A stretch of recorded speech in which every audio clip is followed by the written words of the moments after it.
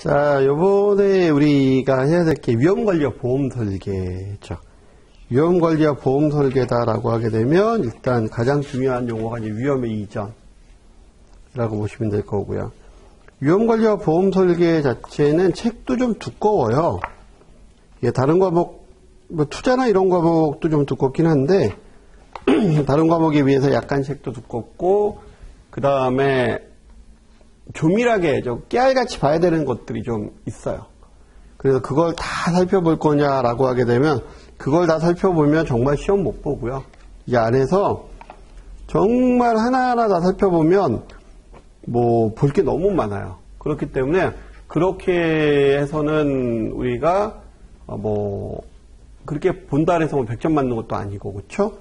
그래서 일단은 이 보험과 관련되는 위험관리와 보험과 관련되는 부분들은 좀 뺄 건 빼고 갈 거예요. 체크는 하겠지만 그래도 크게 중요하지 않다라든가 비중이 좀 떨어질 것 같다라는 판단되는 부분들은 좀 과감하게 빼고 가는 부분들도 좀 있을 거고 그렇지 않는 부분도 굉장히 중요한 건 굉장히 디테일하게 보는 부분들도 있을 거고요. 그런 게 조금은 더 갈리는 그런 형태의 과목이 될 겁니다. 자, 1페이지 쪽에 가서 보시면 우선 위험과 보험이라는 얘기가 나오는데 여기서 이제 위험이 뭐냐라는 사전적 정의나 이런 부분들서부터 시작해서 보험의 가장 기본 원리? 뭐 그런 것들이 여기에 나온다라고 보시면 돼요. 그 다음에 이제 보험 산업과 관련돼서는 보험료, 그다음 보험금 이게 어떻게 결정이 되느냐 여러 가지가 있겠죠. 회사의 사정도 있을 거고 개인의 사정도 있을 거고 다양한 이야기들에 의한 그 사정하는 방법이나 이런 것들. 그 다음에 유통채널, 보험 유통채널은 여기는 조금 보실 게 있어요. 보험 유통채널 쪽에 해당하는 부분은 뭐 보험 중개사라든가 아니면 대리점이라든가 아니면 설계사라든가 들이 어떤 권한과 어떤 의무를 지고 있는지 뭐 이런 부분들이 나오기 때문에 그리고 소비자 보호 관련되는 부분 중요하죠. 금융소비자보호법이라는 부분이 법이 생기면서 금융소비자 관련되는 법률과 관련되는 내용들은 굉장히 중요하게 다뤄지고 있는 부분들이거든요. 내용은 어렵지 않아요. 그 다음 보험계약에 관련되는 관계법이나 보험계약법 여기는 큰 흐름으로 짚고 넘어갈 거예요. 이쪽은. 그리고 보험계약자와 보험자의 권리와 의무 여긴 좀 디테일하게 좀 볼 부분들이 좀 있어요. 그리고 보험제도와 보험상품에서 사회보장제도와 관련돼서 공공부조와 관련되는 부분하고 사회보험과 관련되는 부분이 있는데 여기 부분은 어떤 거는 수치가 계속해서 바뀌는 수치들도 있고 하기 때문에 흐름 정도 알아두시면서 가는데 몇 가지 좀 외워둬야 될 부분들이 있어요. 여기는 그렇게 좀 체크하면서 갈 거예요. 뭐 실업급여라든가 그러니까 구직급여라든가 아니면 건강보험 관련되는 부분이라든가 이런 부분들 좀 체크할 부분 하고 버릴 부분은 버리고 이렇게 가야 될 부분들이 좀 있어요. 이쪽에서. 생명보험이나 재산보험, 손해보험 같은 경우에는 크게 볼 거예요. 여기서는. 근데 재산보험과 관련해서는 항목들을 좀 살펴볼 거고요. 손해보험과 관련해서는 봐야 될 것과 보지 않아야 될 걸 분명히 구분해서 볼 거예요. 여기서는. 여기서 주의해야 될 게 자보 쪽, 자동차 보험 쪽에 보면은 최근에 개정된 내용 중에서 자기부담금과 관련되는 내용들은 좀 상세하게 좀 여러분들이 수치, 금액을 좀 외우더라도 좀 봐야 될 필요성이 있는 것들, 뭐 그런 것들이 있는데, 그 다음에 밑에 보시면 뭐 보험료 산출 이런 거 나오는 거는, 아주 간단한 계산 정도만 보거나 할 거고, 깊이 있게 들어가지는 않을 거예요, 여기는. 그리고 연금보험과 관련해서는 연금보험에서 유형하고 개인연금 쭉 나와 있죠. 거기서부터 시작해서 보험 세제까지. 여기는 아마 개요 쪽하고 기업부담보험금 쪽에 관련되는 부분은 보험 쪽에서 좀 집중해서 보시되 나머지 부분은 아마 다른 과목 쪽에서 상당 부분 이미 공부를 하는 부분이라서 뭐 그냥 다른 과목 열심히 하면 이 과목은 그냥 지나가는 이 파트는 그런 형태의 걸로 이루어져 있죠. 그래서 뒤쪽에 보험세제 관련 부분은 그냥 다른 거 열심히 공부하면 그냥 통과할 수도 있는 뭐 그런 형태인데 어쨌든 보기는 한번 봐야 되겠죠. 자, 그래서 이제 제1장 쪽에 위험과 보험. 위험과 위험관리라고 해서 한번 보죠. 자, 학습 목표를 좀 살펴볼게요. 위험과 위험의 유사 개념. 그 다음에 다양한 기준의 위험의 분류. 부보 가능한 위험이 어떤 건지. 요거 굉장히 중요해요. 그러니까 위험의 이전, 즉 보험으로 처리될 수 있는 보험이 어떤 거냐. 위험이 어떤 거냐. 위험관리의 필요성을 손해 발생 전과 후로 구분해서 설명. 위험의 측정 요소와 측정 방법. 위험의 종류와 적합한 위험관리 방법. 그리고 프로세서 늘 나오는 거죠. 그 다음에 보험을 정의하고 보험제도가 성립하기 위한 주요 원칙들이 있어요. 그 다음에 보험 위험 회피자 효용함수. 그래서 보험 수요에 대한 설명. 뭐 효용함수는 사실 이것만 기억해도 사실은 돼요. 중립형, 위험 회피형, 그 다음에 위험 선호형.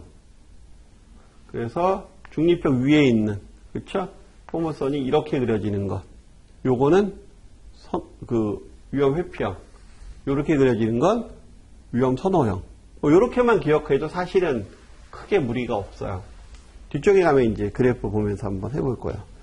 그래서 저는 그래프만 나오면 머리가 아파요 라고 하시는 분들 큰 걱정 안 하셔도 됩니다. 딱 핵심만 딱 짚어서 말씀드릴 거기 때문에.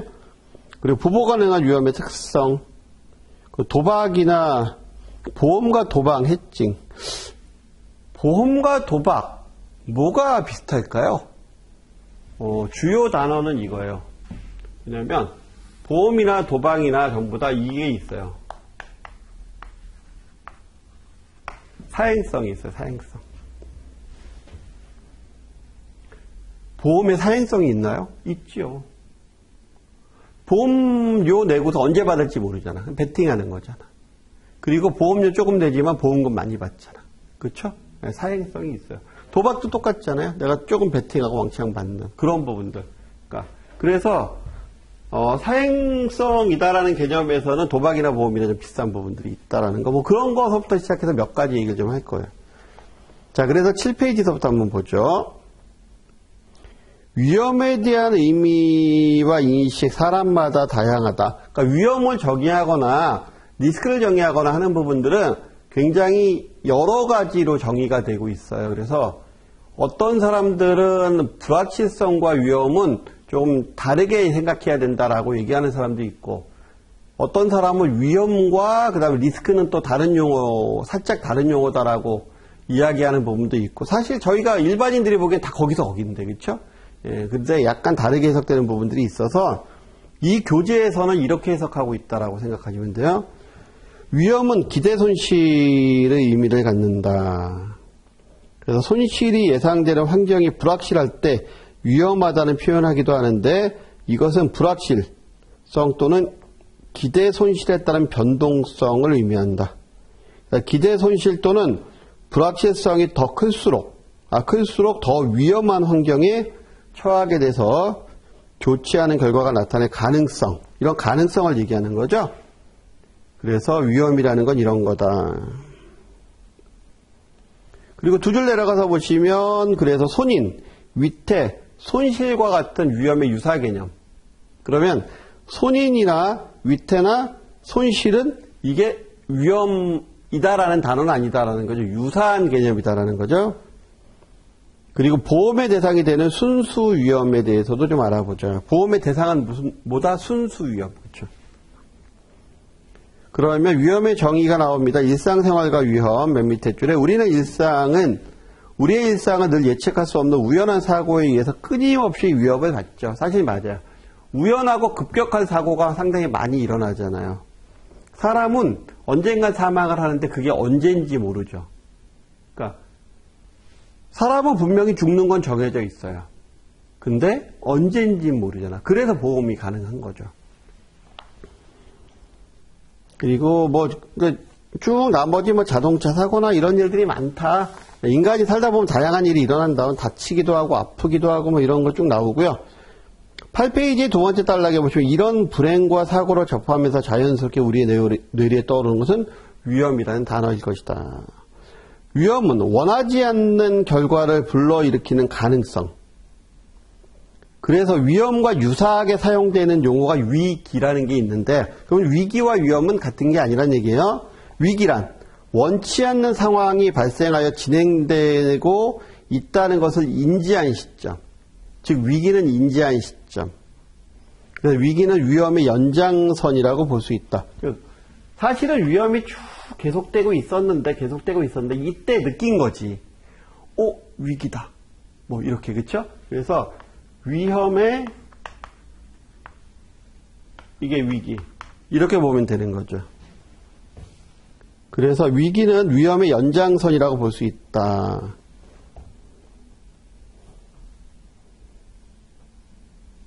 그래서 위기라는 말은 식량위기, 외환위기, 경영위기, 금융위기 등으로 사용되고 있으며 사회적 시스템의 기본 구조 또는 근본적인 가치나 규범에 대한 위협, 시간적 압박과 고도로 불확실한 환경을 감안한 거. 그러니까 위험이라는 얘기를 하면서 가장 많이 나오는 단어 중에 하나가 지금 불확실성에 대한 이야기를 가장 많이 하고 있죠. 그러니까 확실하지 않은 거.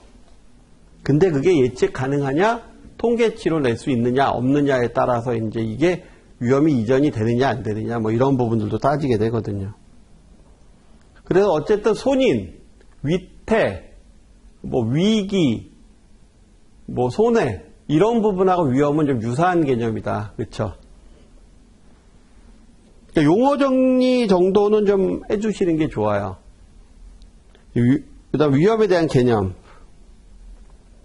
뭐 손인이다, 뭐 이렇게 말하는 학자들도 있다. 위험에 대한 개념을 손인이다, 사고의 발생의 불확실성이다, 가능성이다, 위태의 결합이다, 뭐 여러 가지 말이 나오니까 이런 말을 갖고서 시험에 나오진 않아요. 이게 뭐 다음 중에서 위험을 뜻하는 단어가 아닌 것을 위험을 뜻하는 단어인 것을 뭐 이런 식으로 나오진 않아요. 사람마다 이야기하는 게 조금씩 틀리기 때문에 그렇긴 하지만 다섯 번째 줄에 특히 위험 관리론에서의 위험은 사고 발생 가능성 으로서 이상 사태나 미리 예측할 수 없는 사고만이 아니라 그 전후를 불문하고 그것을 발생시키는 정치, 경제, 사회적 사정, 즉 위기도 포함하는 개념이다. 또 이렇게 해석하기도 한다라는 거죠. 그래서 바로 밑에 위험이란 정의하기는 어렵지만 대체로 불확실하고 불예측적인 상황, 이게 위험이다. 그래서 위험의 근본 속성은 불확실성이다. 그래서 이 불확실성은 인간의 미래에 대한 예측 능력의 한계에 기인한다. 인간이 예측할 수 있으면 대비할 수 있고 피할 텐데 그러지 못하기 때문에 리스크라는 게 있다. 위험이라는 게 있다. 그래서 바로 밑에 위험은 불확실한 상황에서 기대의 손실 또는 기대 가치에 대한 변동성이죠. 그래서 위험이 발생하게 되는 경우에는 비용을 수반하게 된다. 기대 손실이 크면 클수록, 불확실성이 크면 클수록 더 위험해진다라는 거죠. 그래서 거기 보시면 위험에 대한 다양한 정의가 나오니까 거기에서 그냥 이런 얘기가 있구나. 측정 가능한 불확실성이구나. 위험은. 그리고 객관화된 불확실성이다. 그리고 손실의 불확실성이다. 하는 불확실성에 관련되는 단어가 자주 나온다라고 기억하시면 될 것 같고요. 근데 이게 뭐 아주 디테일하게 시험 문제로 나오거나 그러긴 좀 어려워요. 근데 우리가 뒤에 있는 이야기들을 이해하려면 여기에 있는 이야기들을 좀 알아두시는 게 좋고, 근데 위험, 위기, 그 다음에 위태, 손인, 불확실성 이런 얘기들에 대한 용어 정리 정도는 앞에서 하고 가는 게 좋을 것 같아서 본 거고요. 그다음 보험과 위험. 그럼 보험에서 얘기하는 위험은 어떤 거냐? 가장 많이 인용되고 있는 위험.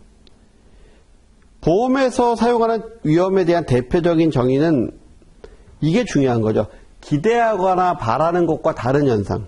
그래서 기대하거나 바라는 바람직한 결과와 반대되는 결과가 발생할 수 있을 가능성. 그 다음 손실 발생에 관한 불확실성. 이걸 그 다음에 한 페이지 넘겨보시면 미래 결과의 변동성, 그 손실의 기회, 그 주어진 상황 하에서 가능한 결과의 변동성, 그 다음 손실이 발생할 수 있는 가능성. 요렇게 6가지 정도에 해당하는 게 가장 많이 대표적인 정의다. 그러니까 요 정도는 좀 알아두실 필요성이 있겠죠. 그 다음에 이제 손인, 위태, 그리고 손실이라는 얘기가 나오는데, 손인, 위태, 손실. 그것에 대한 얘기가 쭉 밑에 나와요. 그럼 간단하게 이걸 한번 보죠. 손인, 불. 그렇죠? 위태. 불 옆에 있는 기름. 그래서 손인은 화재의 원인은 불인데 그 옆에 기름이 있으면 어떻게 돼? 더 커지겠지. 뭐 이런 형태를 얘기하는 겁니다. 그래서 거기 보시면 손인이나 위태와 유사하게 사용되는 경향이 있다. 위험을 예를 들어서 대부분의 주택은 화재, 그렇죠? 화재, 불, 화재에 의해서 손실이 나죠. 화재라는 위험에 노출되어 있다라고 얘기한다. 그래서 위험과 손해는 동일시한다. 하면서 이렇게 일반적으로 이렇게 사람들은 동일시한다라는 거죠. 당뇨병이 앓고 있는 사람은 다른 사람보다 일찍 죽을 확률이 높죠. 그래서 사망이라는 사태가 벌어질 때 거기에 위태가 하나 끼면, 즉 질병이란 당뇨병이 하나 끼게 되면 더 확률은 높아진다라는 거죠. 그런 걸 위태라고 얘기한다. 근데 또 위태와 위험을 또 혼용해서 사용하는 경우도 많은데 좀 다르다라고 하는 얘기를 하고 있는 거고요. 그래서 그 옆에 페이지에 보시면 이제 그거에 대한 자세한 설명을 하고 있죠.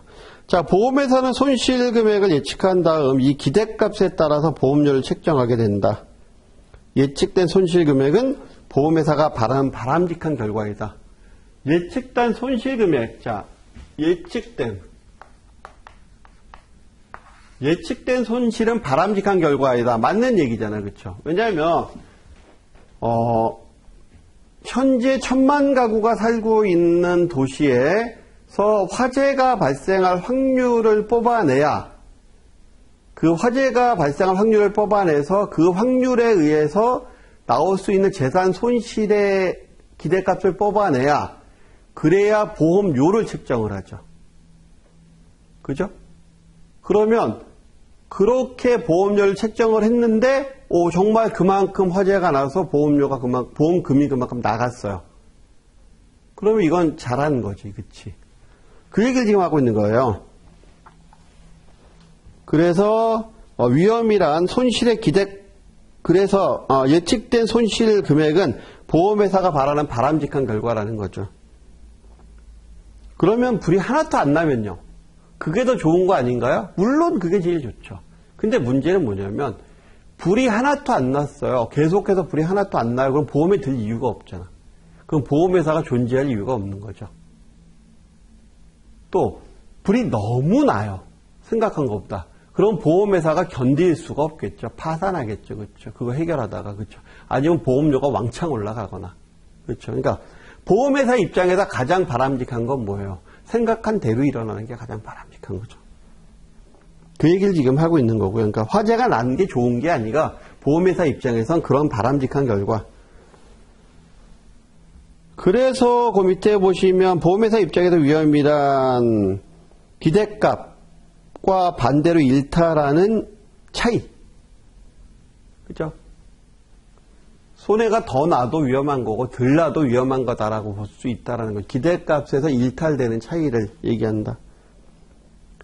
그래서 보험은 위험에 대해서 보시게 되면 위험의 정도는 측정이 객관적으로 측정이 가능해야 되죠. 바로 밑에. 그리고 분사한 표준편차 변동계수 등을 사용해서 측정할 수 있어야 된다는 얘기예요. 그 위험을 측정하는 정도를 살펴보시면 손실 발생 가능성.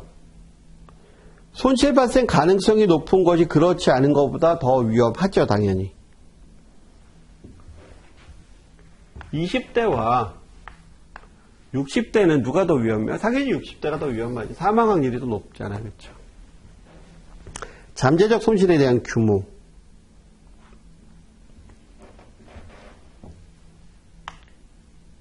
10%의 손실이 발생했다라고 하더라도 1억의 10%인 1,000만 원의 손실이 발생한 건지 10만 원의 10%인 손실이 발생한 건지에 따라서 당연히 규모가 크면 같은 비율이라도 규모가 크면 이게 더 위험한 거죠. 그렇죠? 그 얘기를 지금 하고 있는 거고요. 그래서 손실의 기대값도 마찬가지죠. 손실 발생한 기대값이 1%이고 그 다음에 그 주택화재가 발생했을 게 1억 규모의 발생 가능성 1%, 그리고 자동차 파손 500만 원.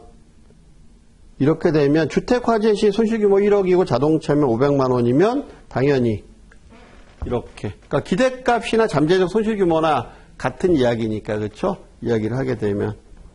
그래서 이런 부분. 그러니까 이 두 번째, 세 번째 제가 동시에 지금 설명을 드린 거고 결국은 뭐예요? 절대치가 큰 게 위험하다라고 보면 되는 거죠. 그렇죠? 같은 비율이라도. 그다음 손실의 표준 편차의 범위. 편차의 범위. 편차가 클수록 당연히 더 위험하죠. 그렇죠? 이거는 뭐 말이 필요 없는 거죠. 그래서 편차가 클수록 더 위험하다. 그래서 첫 번째 손실 발생 가능성에서는 가능성이 높은 것.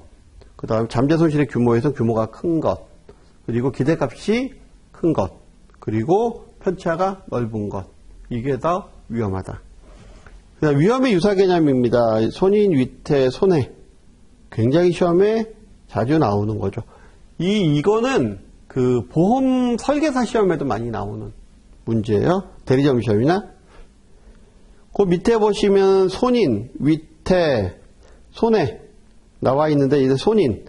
손해의 원인이 되는 그 사고 그 자체죠. 화재가 났으면 건물이 탔는데 화재가 나서 건물이 탔어요. 그러면 화재 그 자체에 의해서 건물이 탄 거니까 손인의 원인이 된 그 자체지. 근데 위태. 손인으로 발생하는 손해 발생 가능성을 일으키거나 또는 규모를 증가시키는 거. 화재가 났는데 그 옆에 기름통이 있었다. 또는 밤중에 도로를 달렸는데 결빙된 도로야. 그럼 결빙 자체가 위태한 거죠. 그 다음에 손해. 우연한 사고로 인해서 발생하는 가치 감소. 그래서 하나하나씩 살펴보면 손인은 사고와 같은 의미로 사용이 된다. 손인이란 손해의 직접적인 원인이 되는 사고 그 자체를 지칭한다. 경제적 손해를 발생시키는 사고를 손인이라고 한다라는 거죠. 바로 밑에 위험과 혼용해서 사용하지만 손인은 가치 상실의 개념과는 직접적 관계가 없을 뿐 아니라 요거 중요합니다. 손인은 가치 상실의 개념과는 직접적 관계가 없을 뿐 아니라 단순히 고의성, 필연성이 없는 우연한 사고만을 가리킨다라는 거죠. 그래서 손인은 손실을 발생시키는 우연한 사고 그 자체, 지진, 태풍, 홍수, 뭐 자동차 사고 이런 것들이 이게 이제 손인에 해당한다라는 거고요. 그래서 보험회사 입장에서 보험사고 또는 보험손인은 보험회사가 피보험자에 대해서 보상 책임을 지는 손실이죠. 보상 책임을 안 지겠다라고 한 손인은 보험 가입해봐야 소용이 없으니까 그렇죠. 이런 손인이 있을 때는 책임을 지겠습니다 라고 하는 거니까. 그래서 보험 계약에 의해서 합의된 손인에 의해서 발생하는 보상하게 되는 거죠. 그래서 손인은 자연적, 인적, 경제적 손인으로 나눠지고요. 자연적 손인, 인간이 어떻게 할 수 없는 것. 인적 손해는 사람이 실수나 고의로 일어나는 것. 경제적 손인은 인간의 경제활동에 의해서 일어나는 것. 그래서 거기 보면 손인의 종류가 세 가지가 나와요. 자연적 손인, 인적 손인, 경제적 손인 나오죠. 뭐 자연적 손인은 지진, 분화, 해일, 태풍, 홍수 뭐 이런 거 나오고 화재나 이런 거 나오고 그 다음에 범죄, 사기 그 다음에 컴퓨터 부정접근인가 과실, 채무 불이행 이런 것들. 그다음에 경기 침체, 인플레이션 뭐 이런 것들 나오죠. 요건 시험에서 나오게 되면 이렇게 나오죠. 다음 중에서 손인으로 다른 것은 구분이 다른 것을 해서 얘 섞어놓고서 나오는 경우도 있고 자연적 손인만 구하라 아니면 골라내라 아니면 인적 손인만 골라내라 이렇게 나올 수도 있는 거고요. 그렇죠? 그 다음에 뭐 인적 손인이 아닌 것을 해서 쭉 놔두고 그 중에서 이제 얘는 인적 손인 아닌 거 뭐 이렇게 골라낼 수도 있는 거고 그래서 손인의 종류는 좀 알아두실 필요가 있어요. 이거보다 더 많이 알아두실 필요는 없고 우리 교재에 나와 있는 양까지만. 위태. 위태는 손인으로부터 손실을 발생시키거나 발생된 손실의 정도를 증가시키는 행위 또는 여건. 위태는 위험과는 직접 연관이 없고요. 손실을 발생시키는 확률과 관계가 있죠. 이 말 중요합니다. 위태는 위험과 직접 연관은 없죠, 사실. 그렇죠? 그렇지만 발생시키는 확률과는 밀접한 관계가 있죠. 기름은 위험과는 직접적인 관계가 없는데 이게 개입이 되면 확률이 커지는 거잖아요. 그렇죠? 그래서 예를 들어서 불씨의 곁에 있는 가연성 물체 또는 동결된 도로, 음주운전한 상태에서 자동차 운전 뭐 이런 거. 그래서 운전하는 행위 등은 사고를 발생시키거나 이미 발생된 손실을 증가시키는 원인이 되죠. 그래서 물리적 위태, 도덕적 위태, 정신적 위태, 법률적 위태. 위태도 네 가지로 나눠진다. 물리적 위태. 금방 많이 얘기했던 결빙된 도로라든가 미포장 도로라든가 아니면 정확하지 않은 도로 표지판 뭐 이런 것들에서 사고 날 수가 있겠죠. 그래서 손실을 확대시키거나 확대시키는 물리적인 요인. 도덕적 위태하고 정신적 위태가 좀 헷갈리실 수 있는데 도덕적 위태라고 하게 되면 어떤 손실을 유발 증가 또는 증가시키는 심리적, 정신적, 윤리적 태도. 그래서 부정직, 사기, 범죄 이런 것들. 근데 정신적 위태는요, 부주의 뭐 이런 거예요. 내가 길을 가는데 이 휴대폰을 보고 가다가 돌부리에 부딪혀서 넘어져서 다쳤다. 이게 도덕적으로 문제가 있는 건 아니죠. 그렇죠? 이거는 부주의한 거잖아요. 그렇죠? 정신적으로 문제가 있는 거지. 그렇기 때문에 이걸 잘 구분하셔야 돼요. 그래서 보게 되면 개인의 부정직, 사기, 범죄 행위들 이러한 행위로 인해서 손실의 기회가 고의적으로 증가될 때 그래서 바로 밑에 보시면 비윤리적인 태도에 의한 도덕적 위태는 손실을 고의로 발생시킴으로써 이익을 보고자 하는 사기 또는 허위 행위 그러니까 부당이득을 보려고 그러거나 그런 부분들이 해당이 된다는 거고요. 그래서 도덕적 위태하고 뭐가 결합되면 보험 사기가 결합되면 그렇죠? 도덕적 위태는 보험 사기와 결부돼서 그래서 보험제도의 근간을 위협하게 되는 거죠.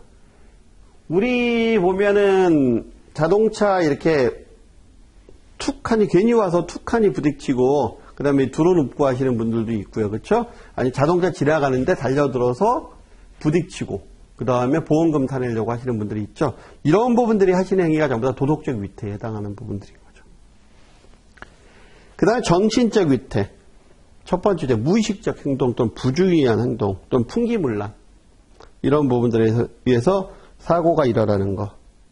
그러니까 보험 가입했다 그래서 불나면 보험이 다 해결해줘 이러면서 그 관리 잘 안 하거나 이런 부분들이 이제 해당이 되는 거죠. 그래서 자동차 보험 가입하고 부주의하게 운전하거나 화재보험에 가입해뒀다고 적극적으로 소방대책 마련하지 않거나 정신적 위태는 부주의나 무관심, 음주운전, 흡연, 불규칙한 생활, 습관 뭐 이런 것들. 그러니까 여기서 주의하셔야 될 거 음주운전은 도덕적 위태가 아니에요.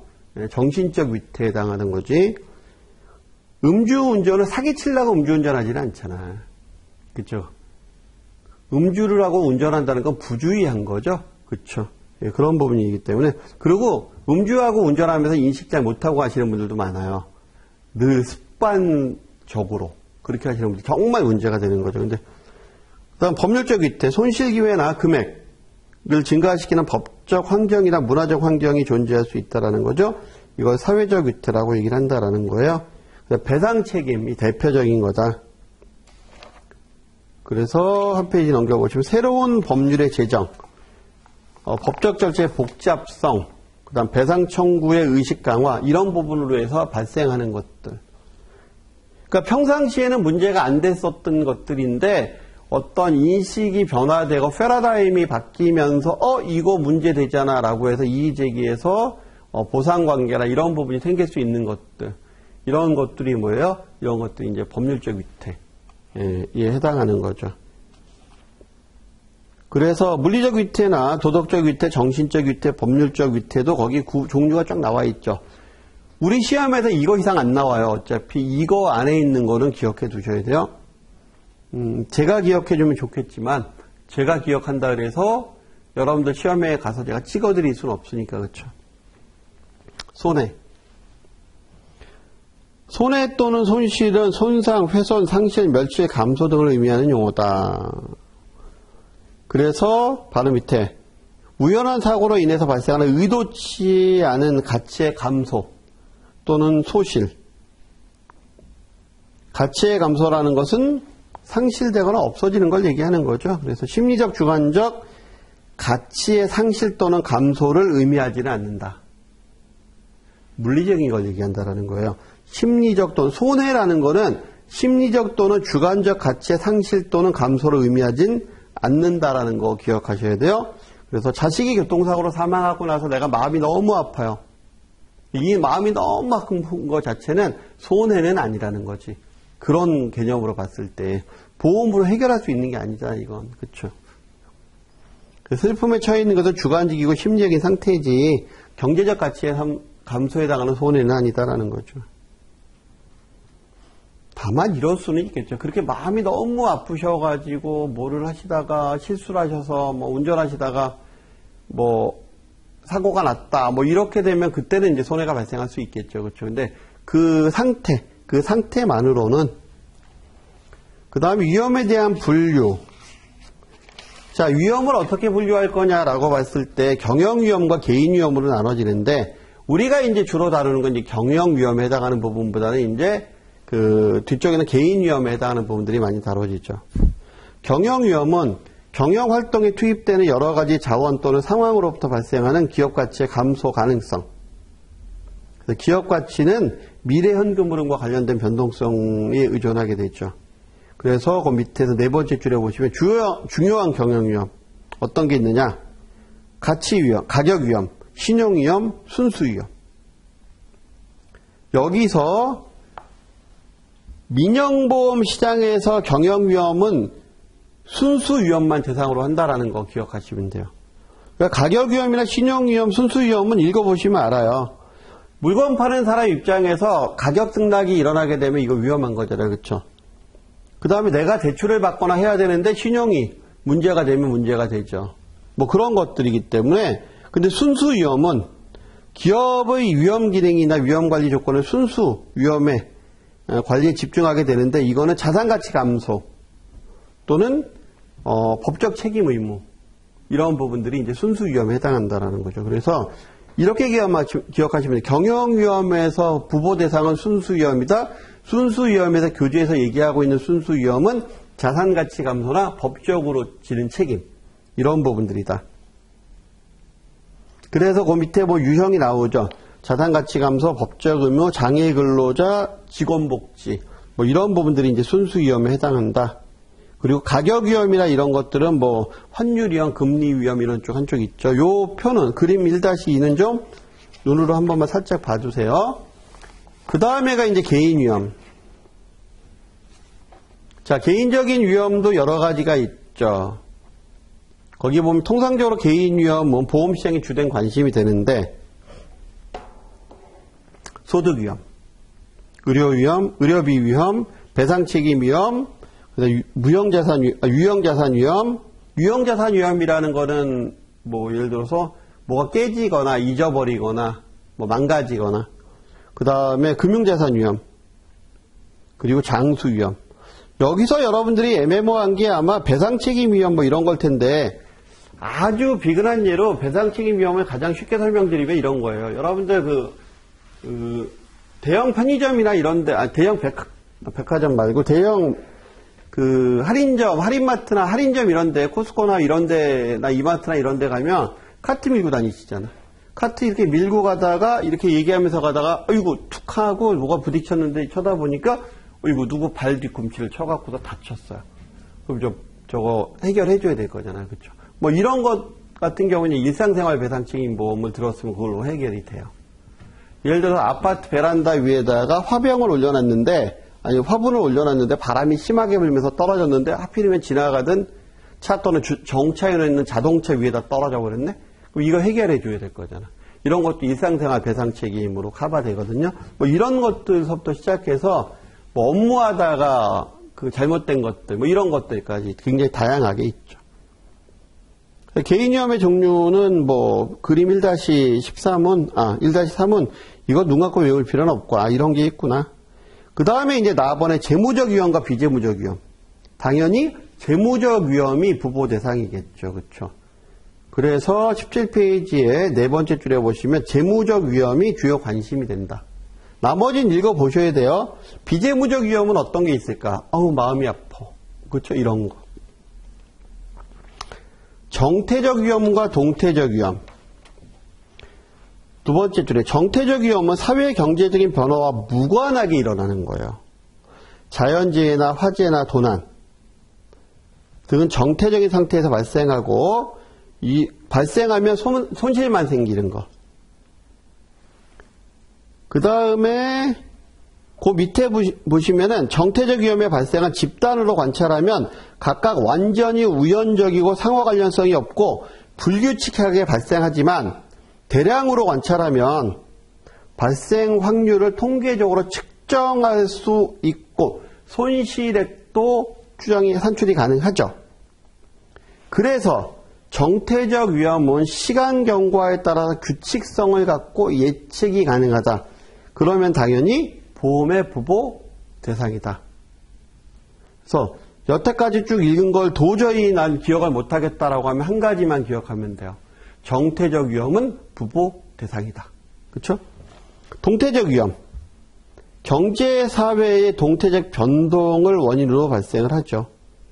예를 들어서 뭐 석탄 산업이 무너지면서 뭐 석유 산업이 발달했다든가 지금은 화석 연료로 움직이는 차에서 점점 자동차가 뭘로 바뀌고 전기차로 바뀌고 있죠. 그럼 화석 연료로 움직이던 석유로 움직이던 차에서 그러니까 기름으로 움직이던 차에서 전기로 움직이는 차가로 바뀌게 되면 자동차 부품이 엄청나게 줄어들어요. 거의 전기차는 배터리가 거의 대부분이고 나머지 몇 가지 센서하고 몇 가지 기계만 있으면 차가 가거든.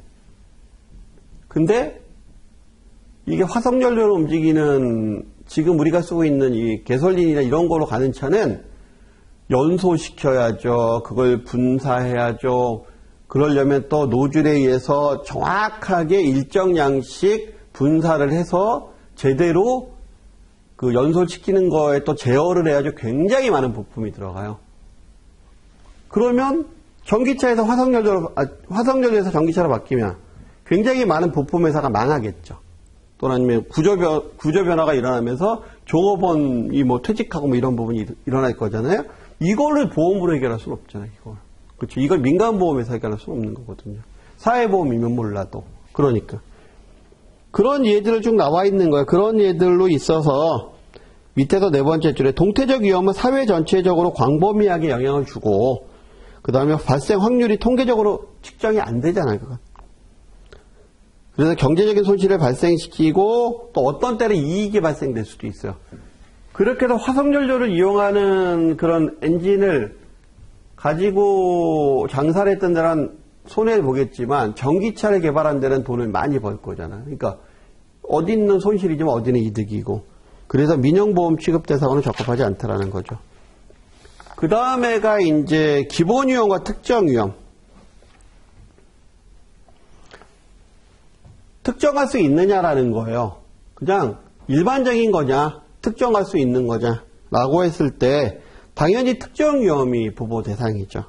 그래서 세 번째 줄에 기본 위험은 불확실성의 원인과 원천과 영향이 특정 개인이나 집단에 벗어나서 사회 전반적으로 일어나는 일들. 그래서 뭐 인플레이션이나 실업이나 전쟁이나 이런 것들. 그리고 지진, 홍수. 그래서 요거는 어떤 개인 특정한테 일어나는 게 아니고 전반적으로 포괄적으로 일어나 버리는 거니까 이게 보험으로 보호할 수 있는 대상은 아니다. 왜? 할 수는 있어요. 할 수는 있는데 하면 보험회사가 망하겠지. 그러니까 할 수가 없는 거지 결국은. 그래서 이런 경우에는 어떤 거로 커버해줘요? 이런 것들은 밑에서 4번째, 5번째 줄에 사회보험에서 커버하는 거죠. 그러니까 우리가 실업이나 이런 부분에 있어서는 고용보험에서 실업급여나 이런 부분으로 해결하잖아요. 그렇죠? 뭐 그런 형태로 커버가 돼야 된다라는 거죠. 그 다음에 이제 특정 위험은 개인적인 사건이죠. 그래서 자동차 사고, 주택 화재 이런 것들. 그냥 나한테 일어난 거잖아요. 그거는. 그런 것들은 예측과 통제가 가능하죠. 그러니까 이제 그런 것들은 가능하다. 그래서 그 밑에 이 위험에 대한 예측과 통제는 어느 정도 가능하기 때문에 특정 위험은 보험이나 다른 위험 관리를 통해서 처리하고 있다. 그다음 객관적 위험과 주관적 위험. 객관적 위험 두 번째 줄에 평균과 분산으로 측정할 수 있어. 그러면 부보 대상이죠. 항상 그 얘기가 중요하죠. 확인 가능한 거야? 측정이 돼? 규모가 나와? 파악이 돼? 오, 된대. 그러면 오케이, 부보 가능. 너무나 포괄적인데? 그러면 불가능. 이렇게 보시면 돼요. 이에 비해서 주관적 위험은 개인의 심리 성향이나 마음의 상태, 뭐 이런 거죠? 그래서 당연히 안 되겠죠. 그래서 주관적 위험은 동일한 상황에서 서로 다른 의사결정을 하는 개인의 의사결정 구조를 이해하는데 중요한 개념이긴 한데 그럼에도 불구하고 부보 대상은 아니다라는 거죠. 바로 밑에 줄에 이게 무슨 얘기냐? 객관적 위험이 똑같을지라도 각각 다르게 주관적으로 판단할 수 있다라는 거죠. 이거 얘기했잖아요. 똑같은 사안인데 어떤 사람은 중립적으로 생각하고 어떤 사람은 회피적으로 생각하고 어떤 사람은 선호형으로 생각하고 위험을 선호하는 걸로 생각하고 같은 사안인데도 불구하고 다 다르잖아. 보는 모양새가 다르면 당연히 이걸 부보할 수는 없는 거거든. 그렇죠? 그래서 밑에다 4번째 줄에 재무설계사가 단순히 객관적 위험의 정도로만 알고 있어서는 완벽한 재무설계를 제공할 수는 없다. 그렇기 때문에 부보 자체의 대상은 객관적 위험인데 주관적 위험에 해당하는 고객의 심리 상태를 알아야 컨설팅은 가능하다라는 거죠. 그래서 확인은 해야 된다. 그래서 마지막으로 19페이지의 메뉴의 줄에 위험과 보험에 있어서 객관적 위험과 주관적 위험의 개념은 모두 중요하다라는 거죠. 그리고 어떤 때는 객관적 위험이 중요할 수 있지만 어떤 때는 주관적 위험이 더 중요할 수도 있어요. 그렇죠? 그런 부분들이 있다. 다만 부보 대상으로 보면 그렇게 된다. 그래서 다음에가 이제 순수 위험과 투기 위험서부터 좀 얘기가 나누는데 그거는 양이 많죠. 뒤에 보면 몇 페이지에 걸쳐서 있기 때문에 그럼 간단하게 정리해 보면 재무적 16페이지서부터 간단하게 정리해 보면 재무적 위험이 대상이다라는 거. 그리고 정태적 위험. 그렇죠? 그다음에 특정 위험. 그러면서 객관적 위험. 그리고 이제 그 옆에 우리가 안 한 거지만 순수와 투기를 따지면 순수 위험이 이제 부보 대상이겠죠. 자, 1차 시 강의는 여기까지 마치고요. 다음 시간에 순수 위험과 투기 위험서부터 시작하도록 하겠습니다. 자, 수고하셨습니다.